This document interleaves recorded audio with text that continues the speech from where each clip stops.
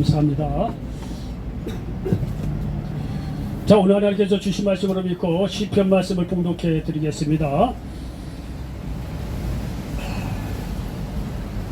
시편 30편 8절로 12절까지 말씀 봉독해 드리겠습니다. 자, 시편 30편 8절로 12절까지 말씀 봉독해 드리겠습니다. 여호와여, 내가 주께 부르짖고 여호와께 간구하기를, 내가 무덤에 내려갈 때 나의 피가 무슨 유익이 있으리요? 진토가 어떻게 주를 찬송하며 주의 진리를 선포하리까? 여호와여, 들으시고 내게 은혜를 베푸소서. 여호와여, 나를 돕는 자가 되소서 하였나이다. 주께서 나의 슬픔이 변하여 내게 춤이 되게 하시며 나의 베옷을 벗기고 기쁨으로 띄우셨나이다. 이는 잠잠하지 아니하고 내 영광으로 주를 찬송하게 하심이니 여호와 나의 하나님이여, 내가 주께 영원히 감사하리이다. 아멘.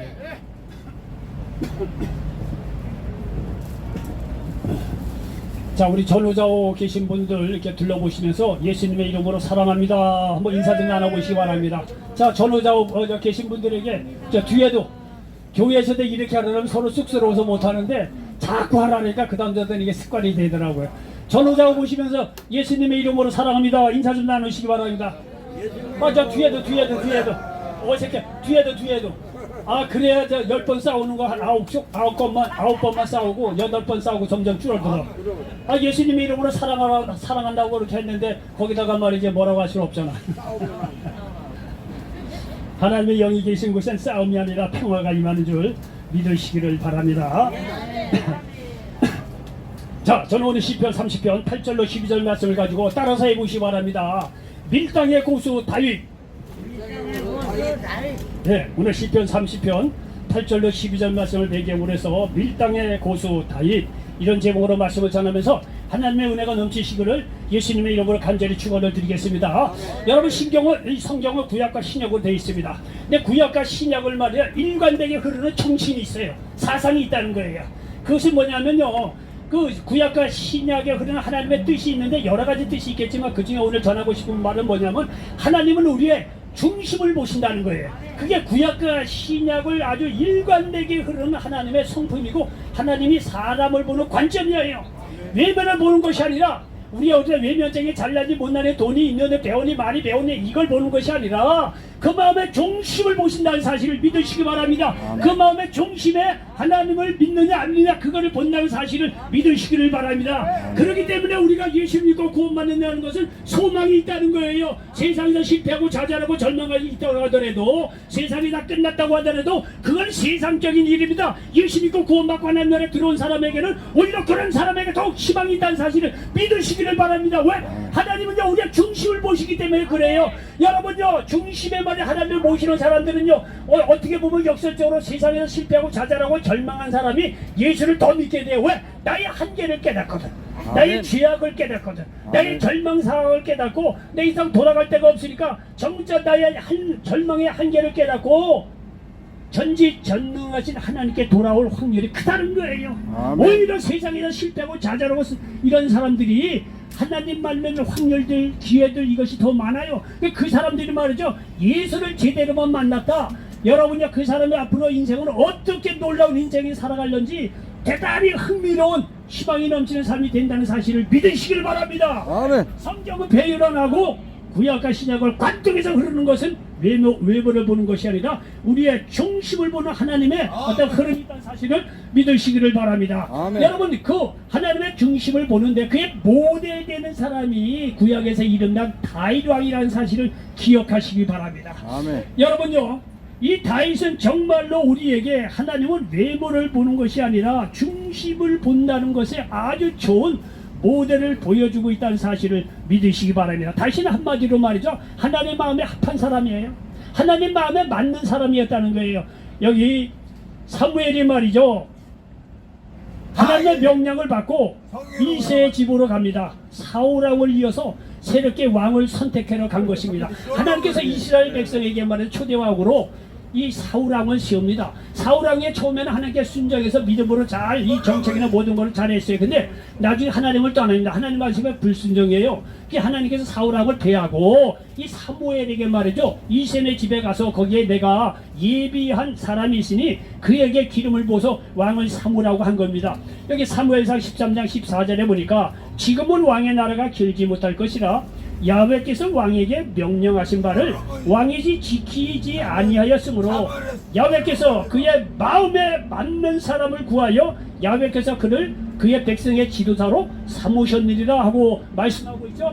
사울왕을 패하고 하나님의 마음에 맞는 사람을 예배해 놓으셨다는 거예요. 사무엘에게 하는 이야기입니다.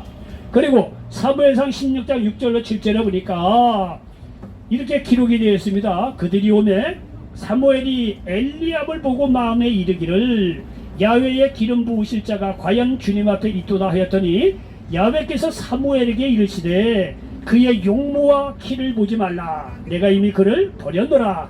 내가 보는 것은 사람과 같지 아니하니 사람은 외모를 보거니와 나 야훼는 중심을 보느니라 하시더라. 이렇게 말씀하고 있습니다. 이 얘기는 뭐냐면 사무엘이 말이죠. 하나님의 말씀을 듣고 이제 이신의 집에 간 거예요. 이신의 집에 딱 갔더니 말이죠.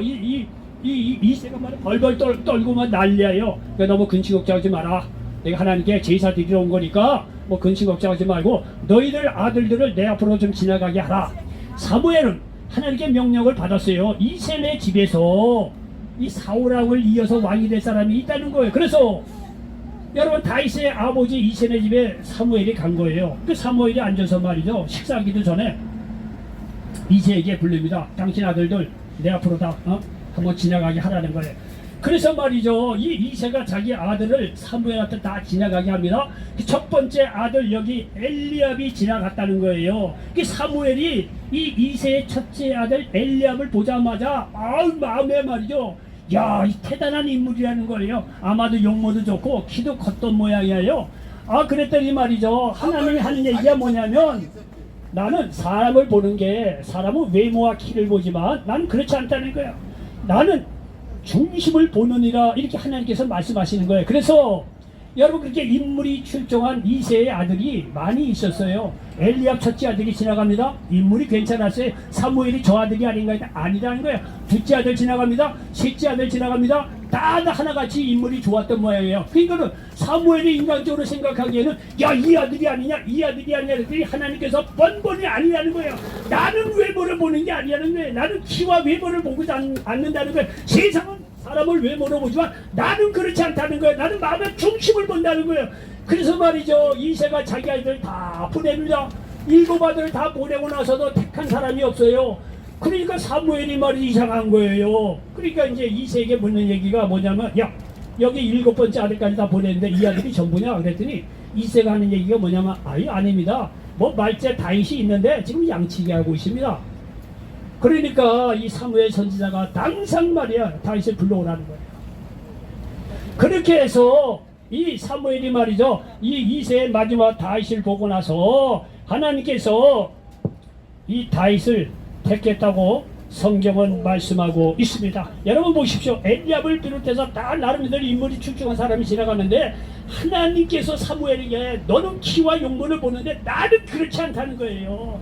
세상은 키와 용모 외모를 보지만 나는 그렇지 않다는 거예요. 사람의 마음의 중심을 본다는 거예요. 그렇게 해서 하나님께서 마음이 아픈 사람 중심의 하나님을 모시고 살았던 다윗이 이스라엘 이어서 이 사울왕을 이어서 이스라엘의 2번째 왕이 되었다는 사실을 믿으시기를 바랍니다. 아멘. 여러분 보십시오. 사람은 외모를 볼는지 모르지만 하나님은 그렇지 않습니다. 여러분 이렇게 하나님은요 사람을 외모로 보지 않고 중심을 보는 그 마음이 구약에 이어서 신약에도 똑같습니다.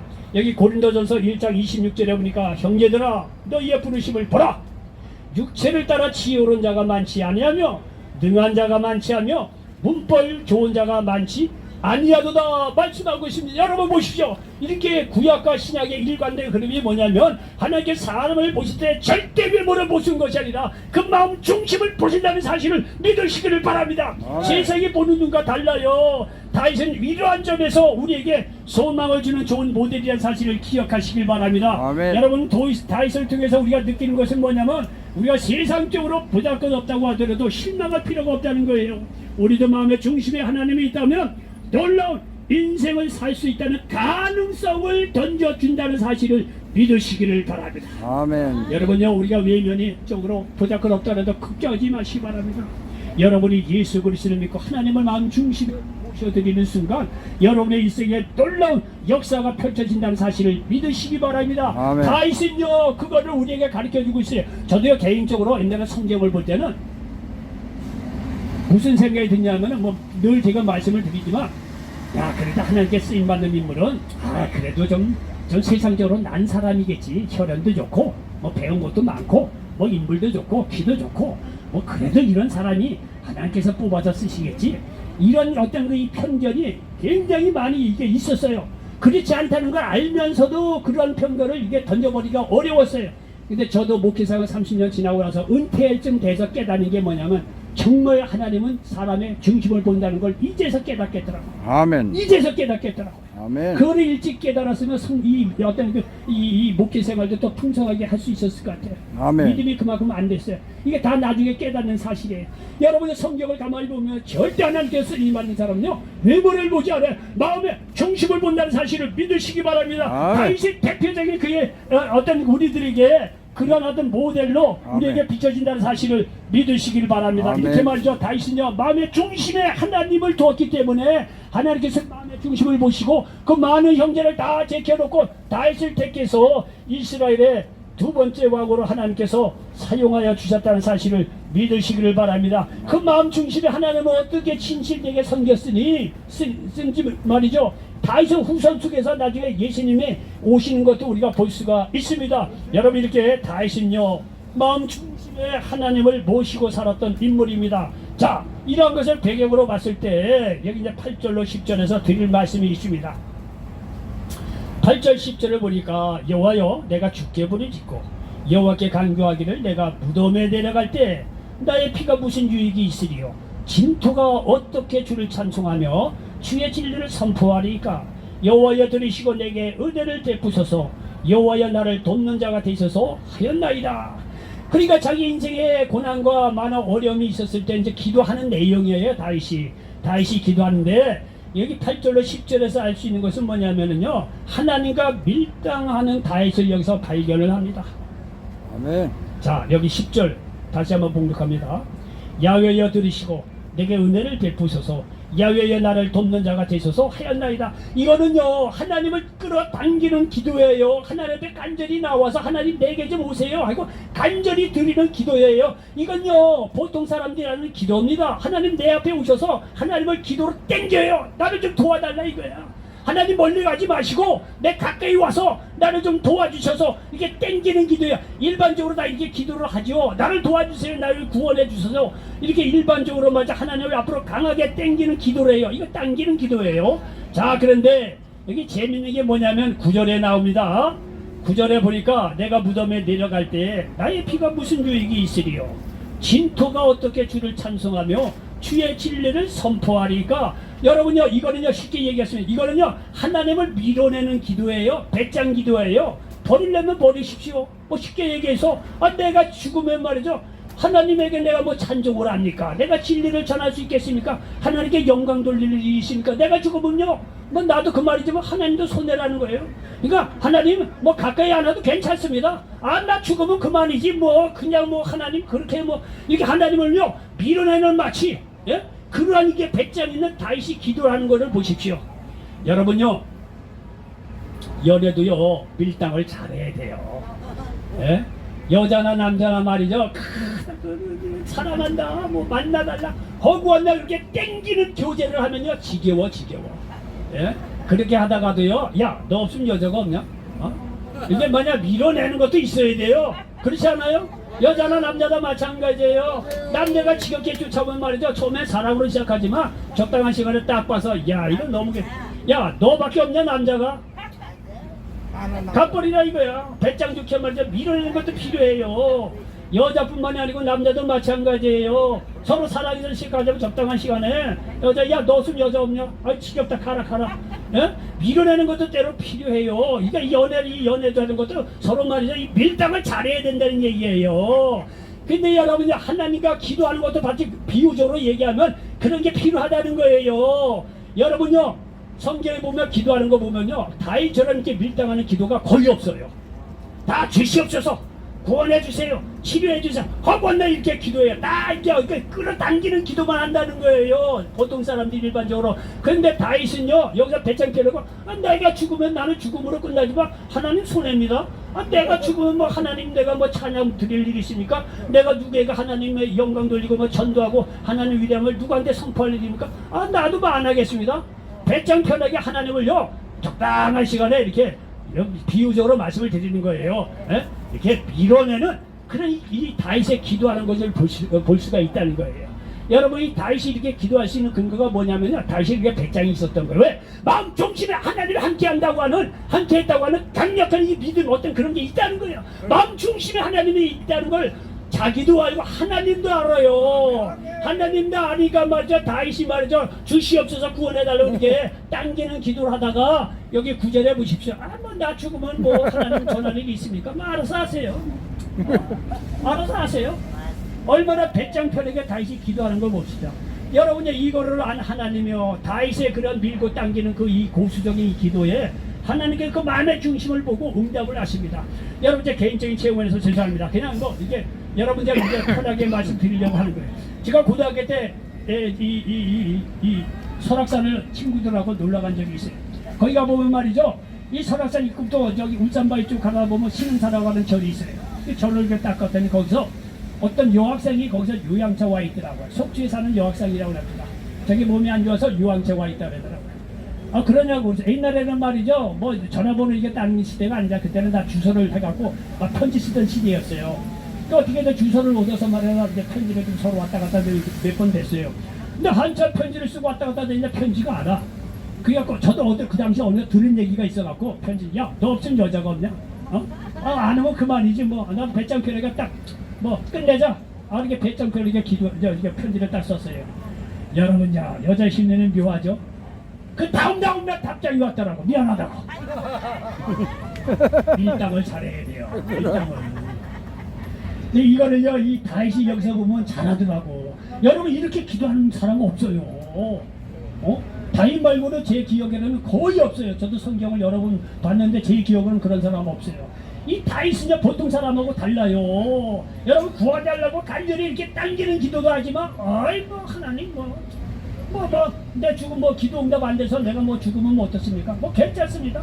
난 뭐 손해 볼 일 없어요. 하나님 알아서 하세요. 딱 아주 튕기는 기도, 밀어내는 기도도 이 다윗이 하는 것을 볼 수가 있습니다. 여러분 이렇게 이 다윗은요 이 밀당의 아주 이 고수인 것을 볼 수가 있습니다. 여러분요 이렇게 다윗이 기도한 결과 여러분 이렇게 백장편하게 이렇게 밀고 당기는 기도를 할 수 있었던 것은 마음 중심에 하나님이 있었기 때문에 가능한 거고 하나님께서 그러한 걸 아셨어요.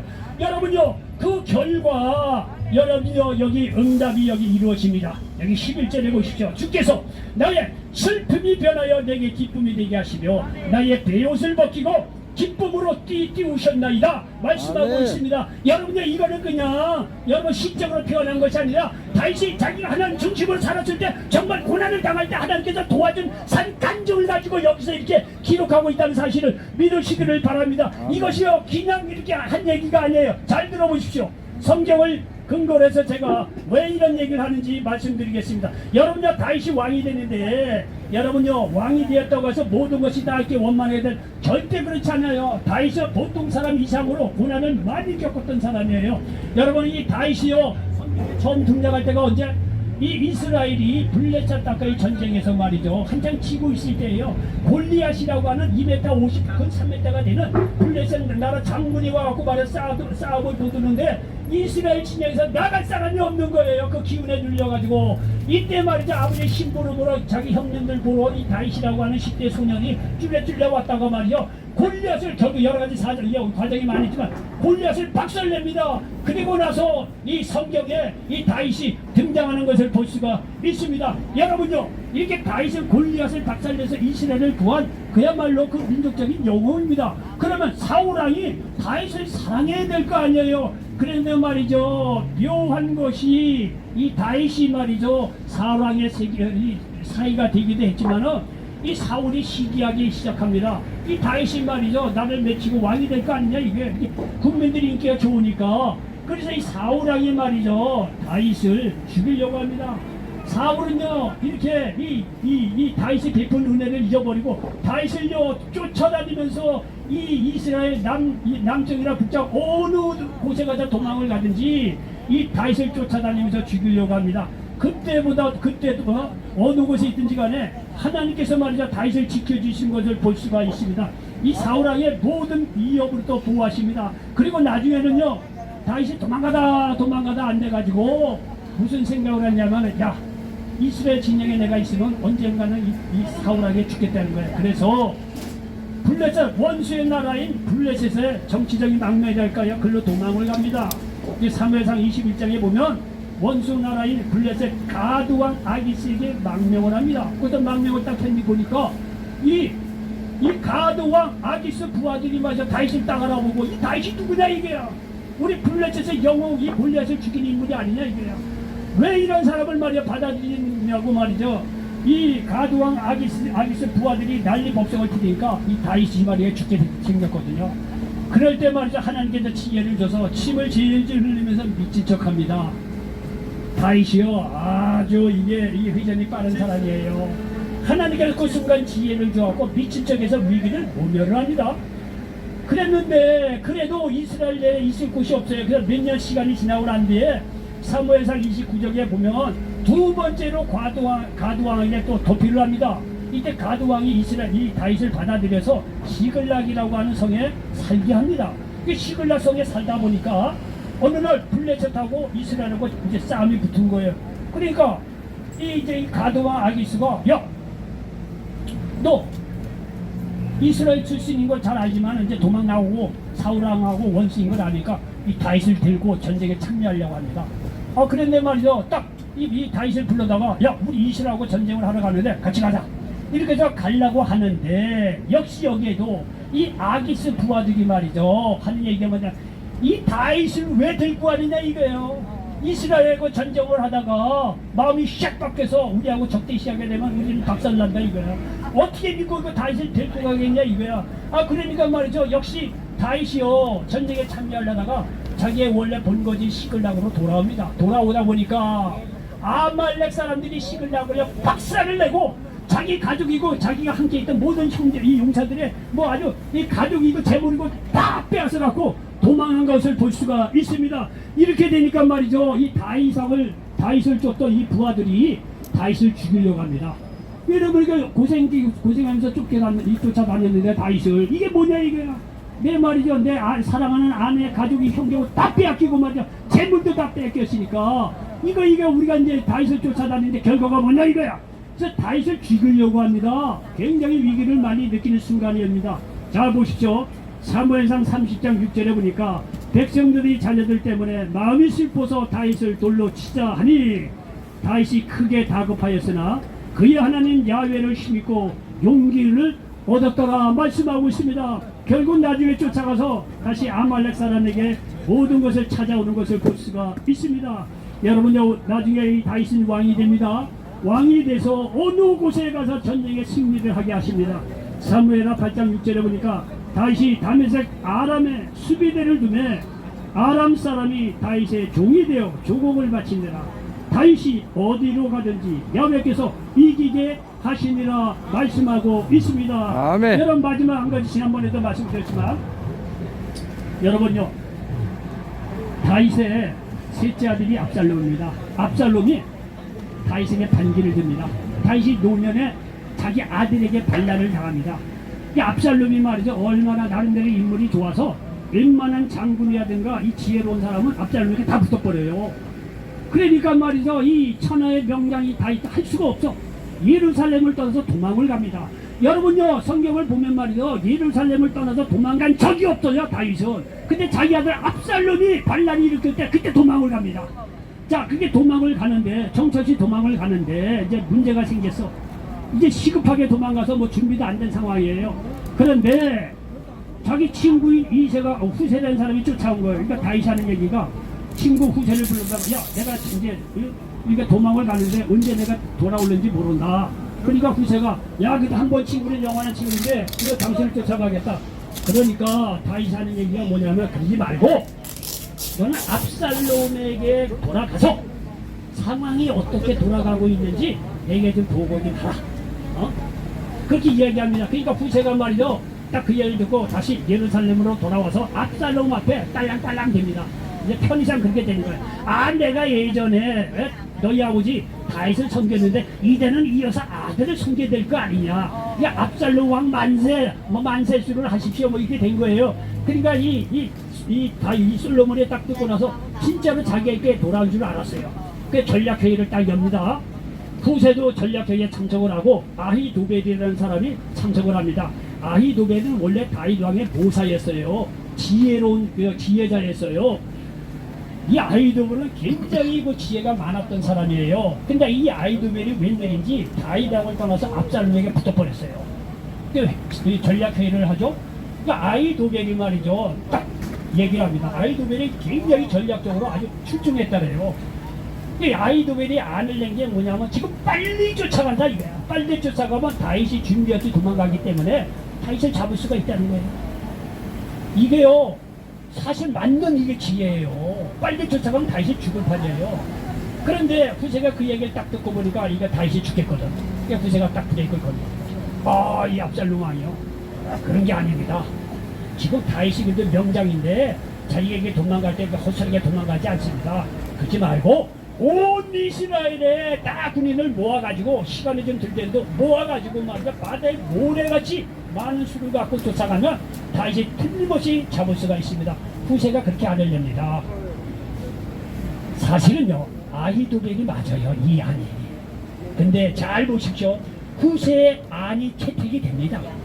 그래서 사람을 보내서 빨리 도망가라고 다윗왕에게 이야기를 해서 다윗왕이요, 도망을 가고 시간을 봅니다. 그래서 결국은 다윗이 승리하게 되는데, 잘 보십시오. 여기 사무엘하 17장 14절에 보니까 재밌습니다. 압살롬과 온 이스라엘 사람들이 이르되 아렉 사람 후세의 계략은 아히도벨의 계략보다 낫다 하니 이는 야훼께서 압살롬에게 화를 내리려 하사 아히도벨의 좋은 계략을 물리치라고 명령하셨음이더라 말씀하고 있는 거예요.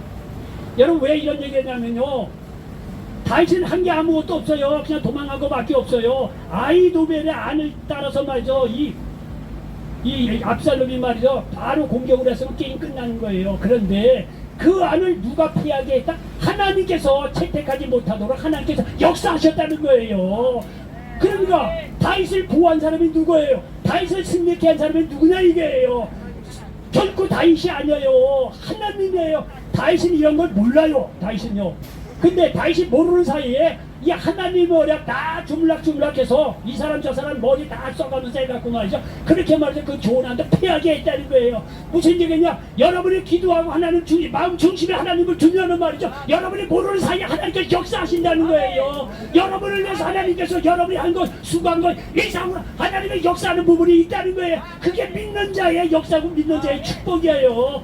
우리가 얼마나 지혜롭고 우리가 무슨 열심히 성실하게 살았다고 하더니 인생을 성공하면서 살아갈 수가 있겠습니까? 인간의 지혜로 예수님을 어떻게 만납니까? 하나님의 역사하셔야 돼요. 다윗이요, 노년에 말이죠, 이 압살롬의 반란으로 다 죽어가는 상황 속에서 다윗이 자기가 잘나서 나중에 구원받자, 절대 그렇지 않아요. 하나님께서 강권적으로 역사하셔서 아히도벨의 좋은 날을 패하게 하고 말이죠, 후세의 안을 택하게 만들어서 시간을 끌게 만들어갖고 다윗이 재정부에서 승리할 수 있었던 거예요. 아히도벨은요, 얼마나 지혜로운 사람이 지혜로운지, 야, 이거 게임 끝났다. 그러니까 내 안이 이게 선택되지 않은 거 보니까 이게 압살롬이 끝났다는 거예요. 그렇게 해갖고 자기 고향집에 돌아서 자살해서 죽어요. 왜? 경기 이거 게임 하나마나 이거 이거 내안이 해야 이게 다이트하고 승리하는 건데 그거를 채택을 안 했으니까 게임 하나마나 이 게임 앞살을 졌다는 거예요. 그 앞살 자기 고향에 가서 아이 두 배는 죽어요. 여러분 이게 지혜롭고 이 모사들을 넣어서 몇수를 앞을 봐요. 아이 두 배는 굉장히 안이 좋았는데 채택이 안 되니까 자기네 스스로 목숨 끊어버려요. 고향에 돌아가서 하나님께서 아이 두 배의 아들 채택하지 못하게 했다는 거예요. 여러분 보십시오. 성경을 이렇게 보면은 이렇게 일면적으로 드러나는 것도 보시지만 자꾸 읽다 보면요 하나님의 흐름이 있어. 그 흐름이 뭐냐면 말이죠, 하나님을 정식으로 믿는 사람은요 하나님께 그를 알게 모르게 하나님께서 그를 보호하시고 인도하시고 축복하시는 부분이 있다는 사실을 믿으시기 바랍니다. 이게요 그 마음에 하나님을 둔 사람의 축복이에요. 축복 보십시오.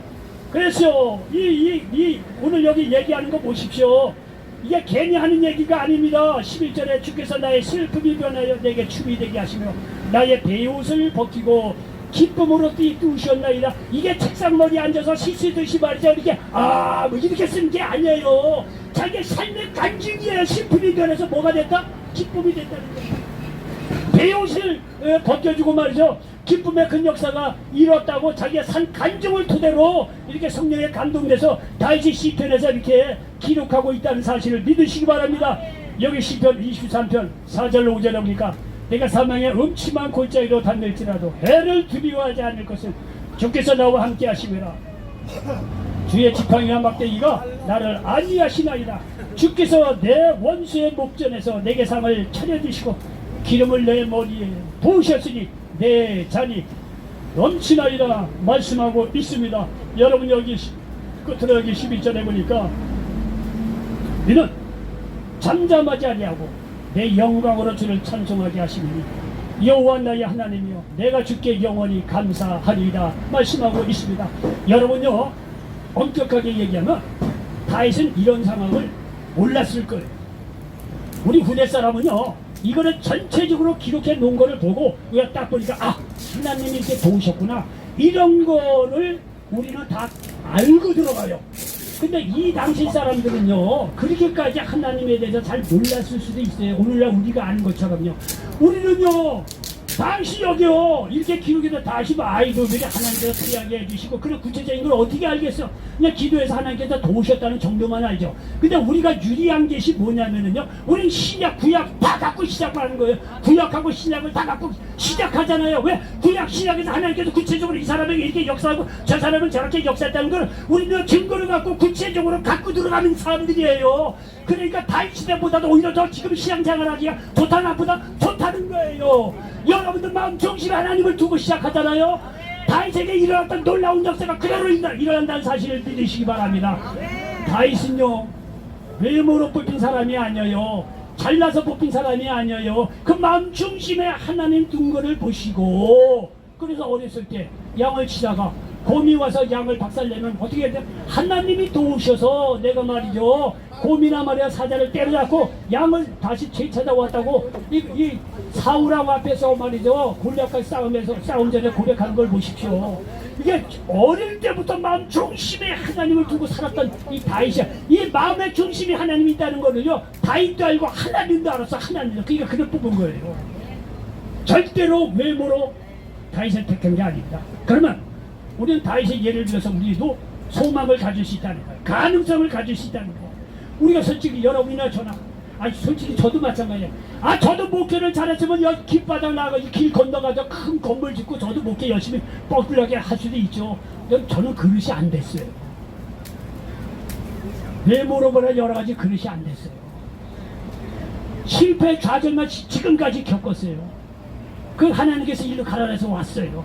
저도 좌절과 고통을 많이 겪다 보니까 여러분이나 저나 매한가지야 똑같아요. 여러분 심정을 조금이라도 이해할 만해요. 네? 그런데 성경을 자꾸 보니까 저도 소망이 있는 게 보니까 야 하나님은 사람을 외모로 보는 게 아니었구나. 잘나고 박사하기는 뭐하냐. 여러분 길 건너 사람들 돈 있고 잘 나가고 하나님 없이 사는 것보다 비록 가난하다고 하더라도 실패하고 좌절해서 그 마음에 하나님이 중심이 있다고 한다면요 하나님 앞에 또 그런 사람은 귀한 사람이에요. 가능성이 더 있다는 사실을 믿으시기 바랍니다. 우리 이 다윗의 예를 통해서 우리가 다시 한번 말씀드리지만 소망이 있다는 거예요. 외면적으로 실패하고 좌절하고 어려움 지금 형편이라고 하더라도 여러분 마음 중심에 예수님을 통해서 하나님을 깊이 마음 중심에 모셔드리시기 바랍니다. 놀라운 역사가 일어난다는 사실을 믿으시기 바랍니다. 여러분 이런 자리를 통해서 여러분 예수를 깊이 만나시기 바랍니다. 하나님께서 우리를 위해서 예수를 보내주셔서 예수를 믿는 자에게 구원해 주셔서 영생 주셔서 축복 주셔서 병고침 주셔서 그 다음에 응답해 주셨어요. 이제는 이 생명을요 나누어주는 그런 사람으로 말하자 하나님의 자녀로 삼아 주셨어요. 얼마나 놀라운 축복입니까? 이거는요 다윗 시대 때는요 하나님께 준 축복하고 달라요. 우리가 훨씬 놀라운 축복을 받고 말이죠. 그렇게 믿음 생활할 수 있는 시대에 있다는 사실을 믿으시기 바랍니다. 그러므로 여러분 결론을 내리겠습니다. 우리가 다윗을 통해서 우리가 알 수 있듯이 여러분 마음 중심에 하나님을 두시기 바랍니다. 예수 그리스도를 통해서 하나님을 마음의 중심에 두시고 성령 하나님을 깊이 의지하셔서 마음 중심으로 성령을 의지하시고 하나님을 의지하시기 바랍니다. 그리고 어떤 어려움이 있더라도 기도하시기 바랍니다. 여러분의 삶 속에서도 슬픔이 변해서 기쁨으로 바뀌어지는 놀라운 역사가 일어난다는 사실을 믿으시기 바랍니다. 하나님 어제나 오늘 영원토록 동일하세요. 놀라운 다윗에게 내린 놀라운 하나님의 역사가 오늘날 이 시대를 살아가고 있는 저와 여러분 그 삶 속에서도 그대로 이루어지시기를 예수님의 이름으로 간절히 축원을 드리겠습니다. 기도합니다. 주신 아버지 하나님 고맙고 감사합니다.